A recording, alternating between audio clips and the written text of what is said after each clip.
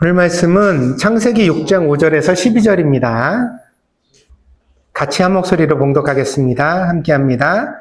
여호와께서 사람의 죄악이 세상에 가득함과 그의 마음으로 생각하는 모든 계획이 항상 악할 뿐임을 보시고 땅 위에 사람 지으셨음을 한탄하사 마음에 근심하시고 이르시되 내가 창조한 사람을 내가 지면에서 쓸어버리되 사람으로부터 가축과 기는 것과 공중의 새까지 그러하리니 이는 내가 그것들을 지었음을 한탄함이니라 하시니라. 그러나 노아는 여호와께 은혜를 입었더라. 이것이 노아의 조건이라. 노아는 의인이요 당대의 완전한 자라. 그는 하나님과 동행하였으며 세 아들을 낳았으니 셈과 함과 야벳이라. 그때 온 땅이 하나님 앞에 부패하여 포악함이 땅에 가득한지라. 하나님이 보신즉 땅이 부패하였으니 이는 땅에서 모든 혈육 있는 자의 행위가 부패함이었더라. 아멘. 성경 창세기를 강의하고 있습니다.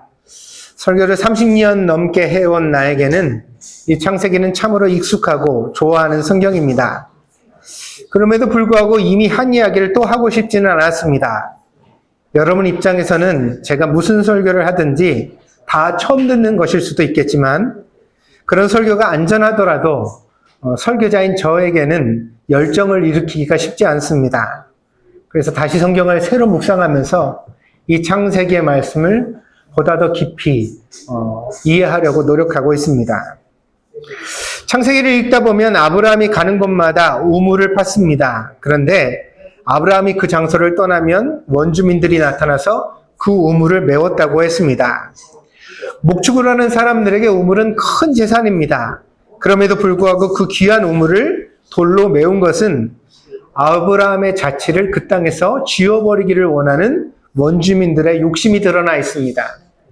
왜냐하면 거기 아브라함의 우물이 있으면 그 땅에 아브라함의 권리도 있는 거거든요. 그러니까 그 우물을 없애버림으로써 아브라함이 머물렀던 땅도 자기들이 더 차지하기를 원하는 욕심이 그렇게 나타났던 것입니다. 그런데 아브라함이 죽은 후에 이삭이 아브라함이 머물렀던 자리를 되돌아갑니다. 그리고 거기서 메워졌던 아브라함의 우물을 다시 파고 아버지가 불렀던 이름으로 다시 그 우물의 이름을 부릅니다. 이 이야기는 평범하지만 깊은 영적 진리를 담아내고 있다고 생각합니다. 신앙은 항상 새롭지만 또 유구한 것입니다. 아직도 못 들은 이야기를 하면서도 또한 늘 들어왔던 이야기를 전하는 것입니다. 나는 이것이 설교의 고민이라고 생각합니다. 이미 우리가 알고 있는 진리지만 그러나 또 오늘 새로 길어낸 새 우물물처럼 신선하게 그 말씀을 전하는 것. 어떻게 하면 그렇게 할 수 있을까? 나의 창세기 강해가 여러분에게 이미 보았던 성경을 다시 보는 안경이 되기를 바랍니다. 그것으로 여러분이 하나님에 대하여 그리고 사람과 사람의 신앙에 대하여 보다 더 깊은 영적 진리를 발견할 수 있는 기회가 되기를 바랍니다. 신앙은 인생을 구원합니다. 나는 이 사실에 대하여 추호의 의심도 없습니다. 그것은 공부를 열심히 하는 것이 아이들의 인생을 보다 좋은 선택을 할 수 있도록 만든다는 확신보다도 저에게는 더 강력한 확신입니다. 만약 신앙이 인생을 구원하지 않는다면 하나님이 계시지 않는다는 뜻이 될 것입니다. 그러나 이미 세상은 불신으로 가득하고 여러분은 하나님보다 돈의 능력을 과신하면서 살아가는 사람들 사이에서 살고 있습니다. 신앙이 절실하지 않다는 건 치명적 문제입니다. 근데 우리 모두가 그 위험을 겪고 있습니다.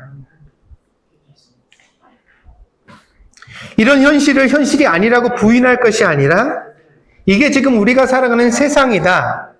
보편적으로 교회에 나오는 사람이든 나오지 않는 사람들이든 똑같이 마음의 상태가 이러하다는 것을 인정하고 그걸 끌어안고서도 어떻게 설교할 것인가? 그게 목사로서 제가 가진 고민입니다. 그러나 기억하십시오. 내가 울고 웃고 목소리가 터지며 얼굴을 붉혀가며 외쳤던 설교들은 흥분해서가 아니라 그럴 만큼 중요하고 가치가 있기 때문에 그러했던 것입니다. 여러분을 혼내고 나무라기 위해서가 아니라 여러분들이 그 말씀의 진심을 알아주기를, 신앙생활에 대하여 그 미온적 태도를 버리고 조금 더 열심을 가져주기를 바라는 마음으로 하나님과의 관계를 진지하게 돌아보시라고, 정말 하나님께 진심을 드리고 있냐고, 신앙생활이 정말 하나님 앞에 제대로 하고 있는 거냐고, 그걸 묻고 싶었던 것입니다. 신앙생활은 취미생활이 아닙니다. 교회는 지역 커뮤니티가 아닙니다. 우리는 인생을 걸고 신앙생활을 해야 하고 교회를 지키는 것을 우리 신앙의 본질적 사명으로 여겨야만 합니다. 그 가치를 알아보지 못하면 우리는 그 보물을 빼앗길 것입니다. 요한계시록에 보면 아시아의 7교회에 예수님께서 경고를 하세요. 그 신앙의 상태에 대한 경고가 여러 가지가 나오죠. 첫사랑을 버렸다든가, 혹은 우상을 허락했다든가, 그런 교회 여러 가지 잘못된 점들이 대표적으로 나옵니다. 근데 거기 보시면 촛대를 옮기리라 그런 얘기가 나와요. 이 말은 교회를 닫으시겠다는 얘기죠. 무서운 경고입니다. 예나 지금이나 사람들은 그런 생각을 가질지도 모릅니다. 교회가 절대적이지 않은 사람들은 그래 그럼 이 교회 문을 닫으면 옆에 있는 다른 교회 가면 되지. 다른 교회 데살로니가 교회가 옆에는 빌립보 교회가 있고 빌립보 교회 옆에는 라우디아 교회가 있으니까 걸로 가면 되는 거 아닐까? 여러분, 그렇지가 않습니다. 여러분의 여생에 신앙이 없는 삶을 상상해 보십시오. 그것이 고통스럽지 않다면, 별로 크게 문제가 될 것으로 보이지 않는다면 여러분은 진짜 그리스도인이라고 말할 수 없습니다. 여러분이 지금 서 있는 자리에 교회를 지켜내지 못하면 이 교회 저 교회를 전전하다가 여러분의 요람과 같은 이게 내 교회야 라고 말하는 교회를 영영 가지지 못할지도 몰라요. 협박이 아닙니다. 진짜 그렇습니다. 그리고 더 중요한 사실은 우리가 그렇게 신앙생활을 하다 보면 우리 자녀들에게 물려줄 교회도 없다는 거죠. 그래서 우리 신앙생활을 잘하는 것이 중요한데, 그래야만 우리가 서 있는 이 자리에 교회가 지켜진다는 거예요. 여러분, 다시요. 교회는 뭘로 지키는 거예요? 그럼 교회를 지켜라 목사가 그랬어요. 여러분, 그럼 교회를 뭘로 지켜요? 주일날 빠짐없이 예배에 참여하고 연보를 잘 드림으로써 교회가 지켜져요? 요한계시록에 나오는 아시아 7교회는 그런 성도들이 있었어요, 이미. 연보가 없어서 막 촛대를 옮기는 게 아니에요. 숫자가 없어서 촛대를 옮기는 게 아니에요. 거기 모인 사람들이 신앙생활을 제대로 하지 않기 때문에 하나님께서 촛대를 옮기신다고 그러는 거예요. 아니, 교회라고 모여서 교회로서의 역할을 안 하니 무슨 교회냐? 예수님이 그렇게 물으시는 거예요. 이게 우리 자신의 신앙생활과 깊이 연관이 있는 거예요. 소돔과 고모라는 의인 10명이 없어서 망했고, 아시아의 7교회는 하나님께 경고를 받은 이유가 거기 모인 성도들이 신앙생활을 제대로 못했기 때문이라는 거죠. 그럼 이건 우리의 문제이기도 합니다. 여러분, 우리가 열심을 품고 주님 앞에 신앙생활을 잘 하려는 마음을 계속해서 가져야 될 줄 믿습니다. 목사님, 얼마 되지 않는 숫자에 여기 있는 우리들은 이미 열심히 최선을 다하고 있지 않습니까? 맞습니다. 여러분, 사자성어 중에 주마가편이라는 말을 들어보시지 못했습니까? 마구간에서 주저앉아 가만히 있는 말을 채찍질하는 게 아닙니다. 들판을 열심히 달리는 말에게 목표를 향해 더 빨리 가라고 채찍을 가하는 겁니다. 그게 효율적이죠. 병들어 넘어져 있는 말을 때리면 뭐합니까? 이미 병들어 넘어져 있는데 해도 소용없는 짓입니다. 이미 인색하고 병들고 마음이 떠나 있는 사람들에게 열심히 신앙생활을 하라. 아니, 신앙생활을 할까 말까도 지금 고민인데. 그러니 지금 우리가 다시 한번 마음을 모두어서 하나님 앞에 신앙생활을 잘 해야 될 때인 줄 믿습니다. 아담에서 몇 대가 지나지 않아 노아의 시대가 되었습니다. 오늘 본문은 그 노아의 시대를 향한 하나님의 마음을 우리에게 말해주고 있습니다. 본문에 드러나는 하나님의 마음은 한탄과 근심입니다. 5절부터 7절까지 한번 보겠습니다. 5절부터 7절 갑니다. 7절까지입니다.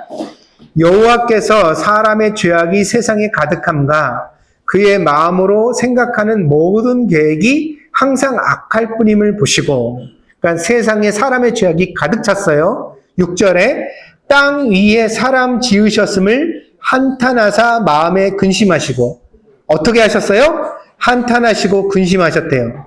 이르시되 내가 창조한 사람을 내가 지면에서 쓸어버리되 사람으로부터 가축과 기는 것과 공중의 새까지 다 쓸어버리리라. 이는 내가 그것들을 지었음을 어때요? 한탄함이라. 한탄이라는 말이 2번 반복되어 연속으로 나옵니다. 하나님의 마음의 중심은 뭐예요? 한탄이에요. 그리고 또한 근심이에요. 이게 그 시대를 향한 하나님의 마음이라는 거예요. 히브리어로 말하면 낙함 그리고 아삽입니다. 이것을 좀 더 설명해 보겠습니다. 우리가 성경에서 한탄이라고 번역한 이 낙함은요, 새번역 성경에는 후회라고 되어져 있는데 조금 부족합니다. 낙함이라는 말을 제가 여러분에게 좀 설명을 드려볼게요. 이 말은요, 아주 체감적 단어입니다. 이 낙함은 어디서 왔냐? 여러분 힘들 때, 뭔가 마음에 이제 어떤 어려운 일이 있을 때 연들 모르게 한숨을 훅 쉬죠. 이렇게 하잖아요. 그래서 이것을 오늘 본문의 성경에 한탄이라고, 탄식이라고 이렇게 번역을 한 거예요. 그 힘들 때 내쉬는 한숨에서 온 말이 낙함이라는 말입니다. 근데 이 말이 죄와 연관하여 사용될 때는 회개로 번역되기도 합니다. 만약에 이 말을요, 그 새번역 성경과 같이 후회로만 번역한다면 약간은 신학적 문제를 야기할 수 있습니다. 왜냐하면 민수기 23장 19절에서 모세는 하나님에 대하여 이렇게 말합니다. 민수기 23장 19절입니다. 하나님은 사람이 아니시니 거짓말을 하지 않으시고 인생이 아니시니 후회가 없으시도다. 어찌 그 말씀하신 바를 행하지 않으시며 하신 말씀을 실행하지 않으시랴. 하나님은 어떤 분이라고요? 후회하지 않는 분이래요. 그러니까 낙함을 후회라고 번역하면 후회하지 않는다고 하였던 민수기 23장 19절과 충돌하게 됩니다. 사람들이 아무리 죄를 짓더라도 하나님께서 창조를 괜히 했다, 그렇게 후회하실 수는 없다는 것입니다. 그것이 성경의 신학적인 논리입니다. 그렇다면 이 본문을 어떻게 번역해야 할까? 흥미롭게도 낙함은 창세기에도 등장하지만 시편 23편에도 등장합니다. 근데 시편 23편에서 낙함은 전혀 다른 의미입니다. 23편 4절입니다. 내가 사망의 음침한 골짜기로 다닐지라도 해를 두려워하지 않을 것은 주께서 나와 함께 하심이라. 주의 지팡이와 막대기가 나를 안위하시나이다. 그랬습니다. 자, 낙함은 여기서 뭐로 번역됐을까? 여기 한탄이라는 말이 나와요, 안 나와요? 회개도 안 나오죠. 그럼 낙함은 뭐라고 번역했을까, 이 본문에서? 안위라고 번역했어, 안위. 하나님이 안전하게 하시고 위로하신다. 그래서 여기 사망의 음침한 골짜기로 다닌다는 것이 약간은 좀 양이 목자의 손길을 떠나가지고 약간 잘못된 길로 들어선 것들을 내포해요. 그 낙함은 회개라고 그랬잖아요. 근데 회개는 어떻게 해야 돼? 그럼 양이 막 사망의 음침한 골짜기로 갔다가 거기서 회개를 하게 되면 어떤 결과가 오게 되죠? 그거는 양이 목자를 찾았다는 거야. 그리고 양을 찾은. 목자가 그 양을 사망의 음침한 골짜기에 들어가서 건져오는 거예요. 그러면 이 회개는 뭐와 연관되어지죠? 양의 편에서 보면 안위라고 연결되어지는 거죠. 성경의 중요한 가르침이기도 해요. 사도행전에 보면 회개하라 그리하면 유쾌하게 되는 날이 너에게 이르니 그래서 회개는 원래 슬픈 건데 죄를 지었잖아요. 한탄이라고요. 내가 잘못한 것에 대하여 깊은 후회예요. 근데 회개는 한탄으로만 끝나는 감정이 아니라는 거예요. 회개를 하면 반드시 어떤 날이 와요? 유쾌하게 된다고요. 사망의 음침한 골짜기에서 하나님을 찾으면 안위가 되어져요. 음침한 골짜기 위기에 처했었는데 그 위기에서 하나님이 건져주셔서 내가 안전하게 되고 위로를 얻게 되어 오리여. 어쩌다 거기 갔니? 왜 이렇게 다쳤니? 내가 죄를 지어서 얻은 거예요. 우리가 보통 그런 거 있잖아. 아이가 막 엄마 말, 아빠 말 안 듣고 까불다가 다쳐가지고 까졌어요. 그러면 이놈의 새끼 어쩌다가 그렇게 다쳤어? 그러면서 엄마 말을 듣지? 그러면서 때려요. 그러면서 또 어떻게 해요? 상처를 소독해주고 약을 발라주잖아요. 그 낙함이 바로 그 모습을 말하는 거예요. 하나님의.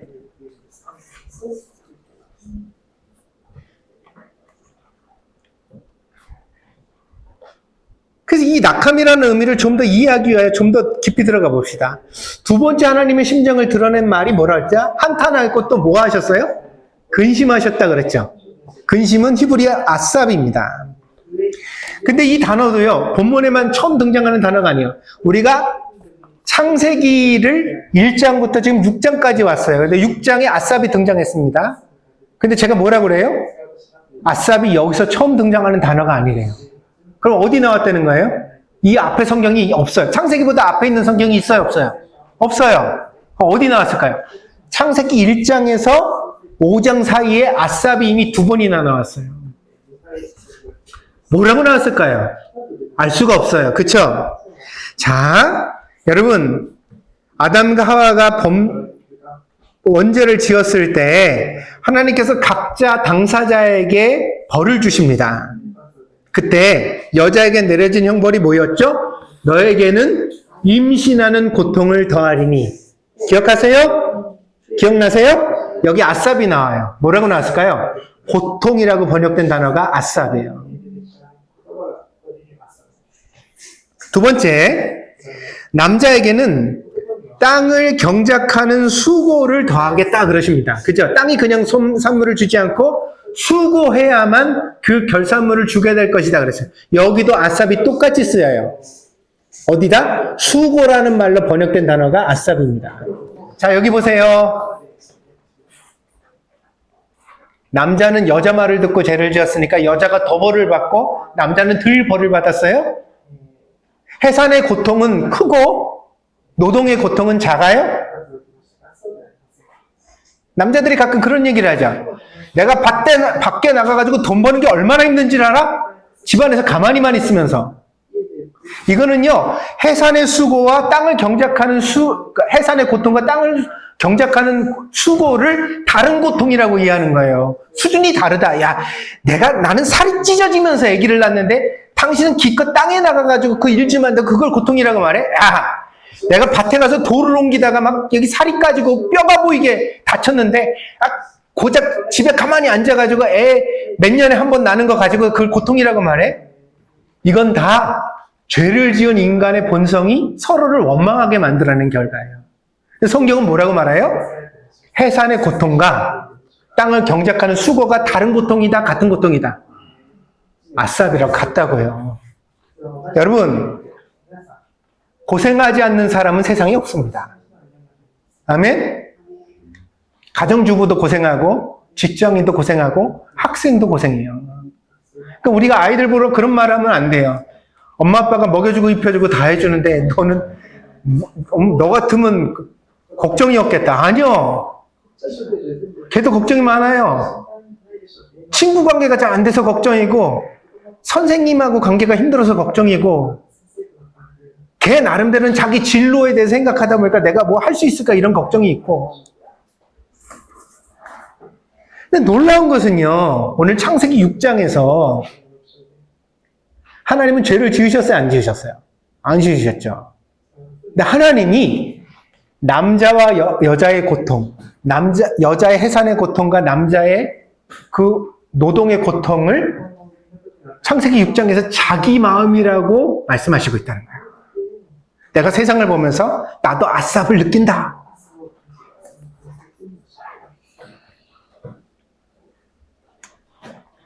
하나님께서 인간의 고통을 공감하신 것입니다. 왜 사람을 하나님의 자녀라고 말하는지를 이 본문이 설명해주고 있습니다.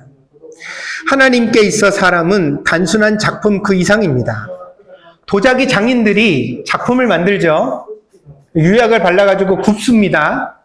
근데 구웠는데 결과가 나왔어요. 여러분 그 앞에서 고사도 지내고 7일 밤낮을 갖다가 그 아궁이를 떠나지 않으면서 막 심혈을 기울여가지고 작품이 나오고 기다리죠.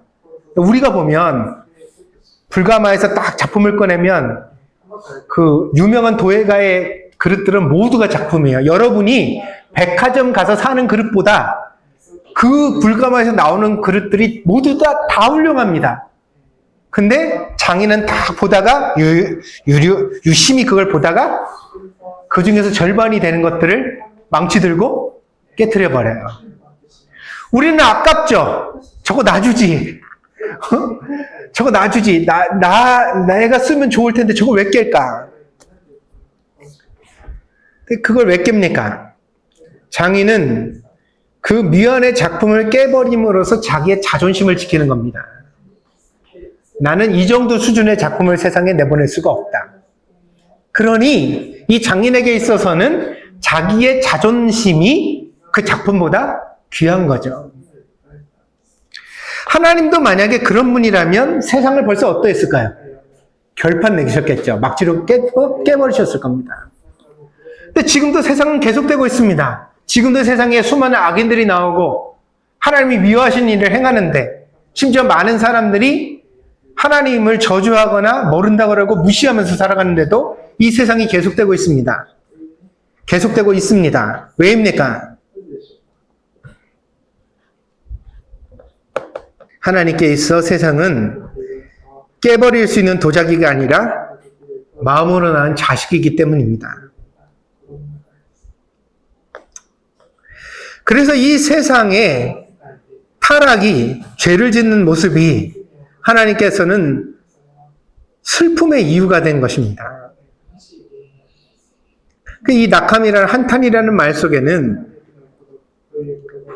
분노할 만큼 슬퍼하는 심정과 그럼에도 불구하고 어떻게든지 이런 세상을 다시 되돌려 놓겠다는 강렬한 의지, 이 부모 마음이죠.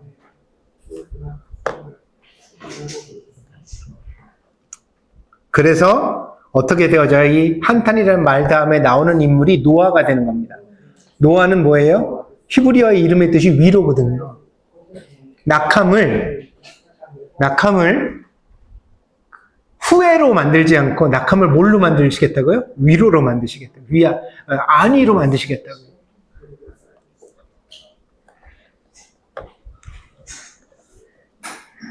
창세기 4장의 말미에는 가인의 족보가 등장합니다. 제가 오늘 주보 설교 본문 다음으로 장을 넘기시면 창세기 4장 말미와 5장을 연이어서 이렇게 실어놨습니다. 거기 4장에 보면 가인의 족보가 나오잖아요. 5장 4장 말미에 쭉 보시면 있는데 제법 화려합니다. 뭐 도시도 만들었고 목축업의 조상도 나오고 두발가인 그렇죠? 음악을 하는 사람, 퉁소 부는 사람의 조상도 나오고 또 도구를 만드는 장인도 있었다고 그러고요. 또 그 집안이 얼마나 힘이 강대했는지 라멕이라는 사람은 자신의 집안의 힘을 과시하고 있죠. 누군지 자기의 위해를 가면 7배나 갚아주겠다. 그 이상으로 내가 갚아주겠다. 그러면서 말을 합니다. 가인의 집은 실제로 힘이 있었던 집안이처럼 보입니다. 그러나 이 4장 후반절에 나오는 아담의 족보는 그런 언급이 없습니다. 창세기 5장에는 아담의 족보가 계속되는데요. 한 장 전체가 아담의 족보입니다. 그런데 거긴 뭐가 나오죠? 태어나고 나이가 먹고 자식을 낳고 그 다음에 더 나이가 먹어서 죽었다. 태어나고 나이가 먹어서 자식을 낳고 그리고 자식을 낳고서 살다가 늙어서 그 다음에 죽었다.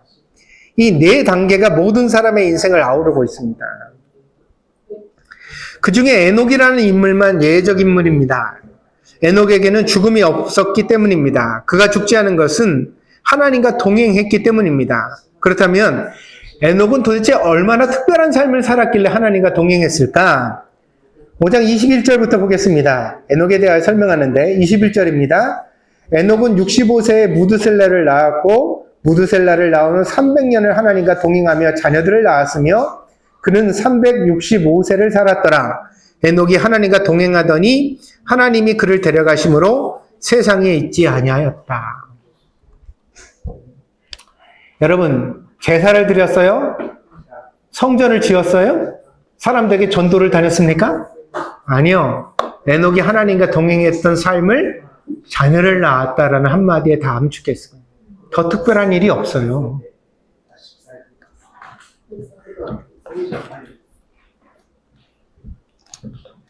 잘 보십시오. 하나님과 동행하며 자녀들을 낳았습니다. 하나님의 관심이 주신 사명이 예배당을 짓거나 소를 잡아 제사를 드리는 일이 결코 아니었습니다. 자기 인생 속에서 자녀를 낳고 그 자녀를 잘 키우고 사람의 본분을 다하며 사는 것이 사명이었습니다. 그것을 하나님과 함께 동행하면서 해내는 것이 곧 신앙생활입니다. 노아의 시대는 어떠했습니까? 온 세상에 악이 가득하게 되었습니다. 그 악은 하나님께서 하나님의 형상과 모양으로 지으신 하나님의 자녀라고 불려졌던 사람들에 의하여 지어진 악이었습니다. 하나님 그 세상의 악을 보며 한탄하고 근심하십니다. 낙함과 아삽은 그 하나님의 마음을 드러냅니다. 아삽은 고통을 담아내고 낙함은 그 고통을 넘어서려는 아버지의 마음을 담아내고 있습니다. 낙함을 통해 나타난 의지는 악한 세상을 그냥 두고 보지 않겠다는 의지입니다. 그래서 하나님은 노아를 찾으셨습니다. 이것이 바로 부모의 마음이 아닙니까? 부모는 낙심하거나 절망할 권리가 없습니다. 자식이 아무리 속을 썩여도 포기하면 돼요, 안 돼요? 포기하는 순간 그건 부모가 아닌 거예요. 성경은 그렇게 말해줘요. 그래서 여러분, 교회를 잘 다니면 무슨 일이 생깁니까? 좋은 부모가 됩니다. 교회를 정말 잘 다니고 신앙을 제대로 배우면 여러분이 어떤 아버지가 되고 어떤 엄마가 돼야 할지를 하나님으로부터 배우게 됩니다. 그리고 그 역할을 잘 해내는 것이 여러분의 인생의 완성입니다. 여러분 죽을 때 어떤 이름을 남기기를 원해요? 여러분, 여러분이 다녔던 회사에서 막 일본에 그런 회사가 있더라고요. 어떤 할머니가 회사에 25살인가에 입사를 했는데 은퇴 이후에도 시니어 복지 혜택 같은 거로 해서 계속 사무 보는 일을 엑셀 다루고 그런 일인데 하실 수 있었나 봐요. 계속 그 회사에서 일을 하도록 허락해줘서 계속 회사를 몇 세까지 다니셨냐? 놀라지 마세요. 94세까지. 24살인가 회사에 들어와서 70년을 근속하다가 퇴임하게 됐어요.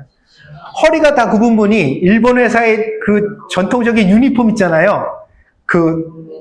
옛날 그걸 입고서 아침에 엘리베이터에서 탁 내리는데 그 회사의 전 사원들이 나와가지고 박수를 치면서 그 할머니를 이렇게 환영해주고 근데 출근 카드 찍고 그러면서 그렇게 처음 대단하다는 생각을 했어요. 그 회사도 대단하고 할머니도 참 대단하고 일본인들은 이런 걸 가치 있게 여기는구나.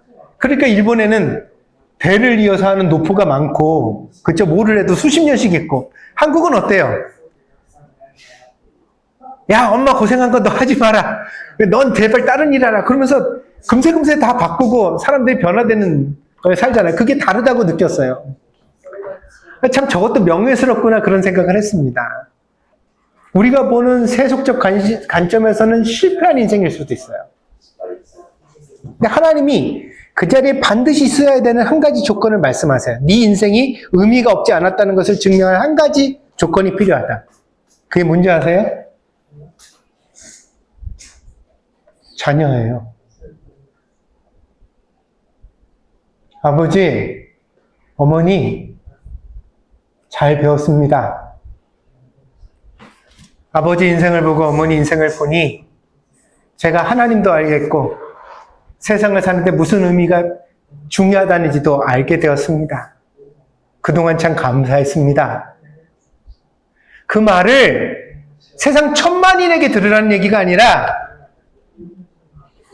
여러분이 낳은 아들에게, 여러분이 낳은 딸에게 들을 수 있는 사람이 되라는 거예요. 그게 하나님과 동행하는 신앙생활의 가장 핵심이라고요. 하나님은 여러분에게 인생을 주셨습니다. 근데 그 인생을 어떻게 하나님이 완성하기를 원하시냐? 돈을 많이 벌려는 게 아니에요. 성공하고 유명해지라는 게 아니에요. 아버지의 마음, 어머니의 마음을 회복하라는 거예요. 그게 왜 하나님 마음이니까. 창세기를 통해서 하나님의 마음을 보면 하나님의 마음은 어느 교단의 교주의 마음이 아니에요. 교회 다니는 사람들이 더 열심을 품고 나한테 다 갖다 바치게 만들고 싶다. 그게 하나님 마음이 아니에요. 하나님 마음은 낙항, 아삽, 자녀를 인해 고통받고 그 고통 속에서도 어떻게든지 자녀에게 위로를 주고 싶어하는 마음. 포기하지 않는 아버지의 마음. 그래서 신앙생활을 잘한다는 것도 결국 무슨 마음이에요? 이 낙함과 아삽을 우리 안에 회복하는 것입니다. 여러분이 여러분 자녀에게 하나님과 같은 아버지, 어머니가 되기를 축복드립니다. 그 하나님의 마음이 노아에게 전달됐기 때문에 노아가 방주를 만들게 되는 것입니다. 그래서요, 이 창세기 5장에 나오는 족보를 쭉 보면 보통들 100살 조금 넘으면 자식을 낳았어요. 근데 노아는 500살이 된 이후에 자식을 낳아요. 그러니까 이 노아의 자녀가 태어날 때까지는 굉장히 긴 시간을 필요로 했어요. 왜 그랬을까?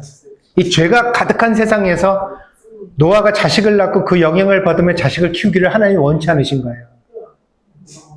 그러니까 뭔가 그 가족을 하나님이 구별해내신 거예요, 이렇게. 500살이 되어서야 준비가 됐기 때문에 그 자식을 주셨고, 그 자식이 태어났더니 하나님께서 하시게 한 일이 방주를 짓는 일인데, 노아만? 아니, 노아의 자녀들도 같이 그 일을 감당하게 하셔서 세상의 구원을 이루셨던 것입니다. 사랑하는 여러분, 여러분의 가정은 교회의 바탕입니다. 자녀들을 먹이고 입히고 가르치는 일에 소홀함이 없기를 바랍니다. 신앙생활을 열심히 하지만 하나님 열심히 믿는다고 자식을 소홀히 대하면 안 됩니다. 그런데 이것도 또 기억하세요. 그럼 내가 열심히 먹이고 입히고 가르치는 것으로 충분하냐? 애완동물 키워요? 자녀를 키우잖아요. 그러면 내가 키우는 내 자녀가 하나님을 잘 믿도록 키워야죠. 아멘? 그러니 그 아이의 영혼을 돌보는 것도 부모의 책임입니다. 내 아이가 하나님을 잘 만나고 있는지, 알아가고 있는지 잘 돌보시기를 바랍니다. 그게 결국 신앙생활이라는 겁니다. 온 동네를 헤매고 다니면서 전도지를 주지 않아도 사람들이 여러분을 보면서 아, 나도 교회 가고 싶다.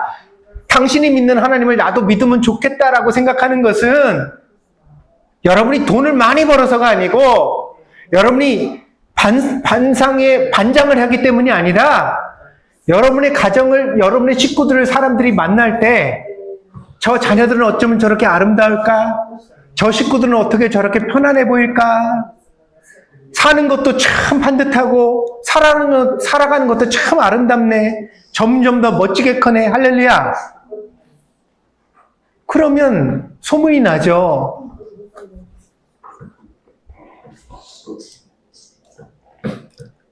그러나 그 일이 저절로 되는 것은 아닙니다. 그런 일에는 반드시 고통이 따릅니다.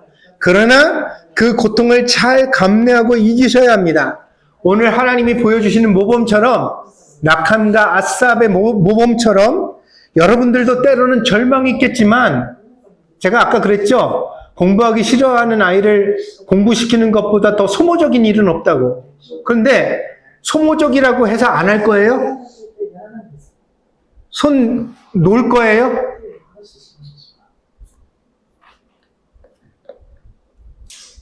무슨 이야기예요? 그 남 이야기지. 내 자식인데 어떻게 부모가 포기를 해요? 어떻게 해서든지 해봐야지. 아멘? 맹자의 어머니는 3번 이사를 하면서 자기 자식을 가르쳤다는데, 이 옛날 이야기로만 들을 거예요?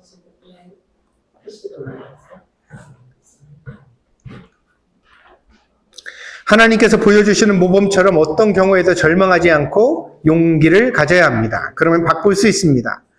특별히 하나님과 동행한다면 반드시 좋은 결말에 이릅니다. 이것이 여러분의 인생의 완성이고 하나님께서 원하시는 결말이기 때문입니다. 그러므로 오늘 교회에 나온 여러분들이요, 여러분 자신과 여러분의 자녀들을 위하여 기도하십시오. 여러분과 여러분 자녀를 위하여 눈물을 흘리십시오. 뭐가 귀한지를 모르는 것 같아요. 그러다 보니까 사람들이 헷갈려 합니다. 여러분, 돈처럼 헛된 게 없어요. 모을 때는 수십 년인데 날아갈 때는 하루아침에 날아가는 게 돈이에요.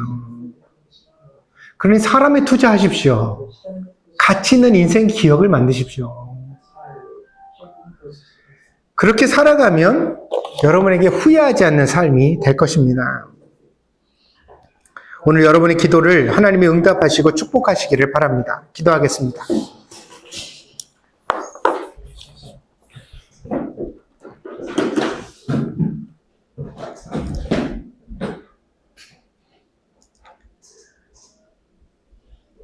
우리는 그리스도인으로 교회를 지켜야 합니다. 그런데 교회를 지키기 위해서는 나 자신의 신앙과 나의 가정을 지켜야 합니다. 내가 어린아이로 세상에 태어났지만 나이를 먹어가며 점점 아버지가 되고 어머니가 되어야 합니다. 마땅히 하나님의 마음을 내 안에 품고 내 자식을 키워가야 합니다.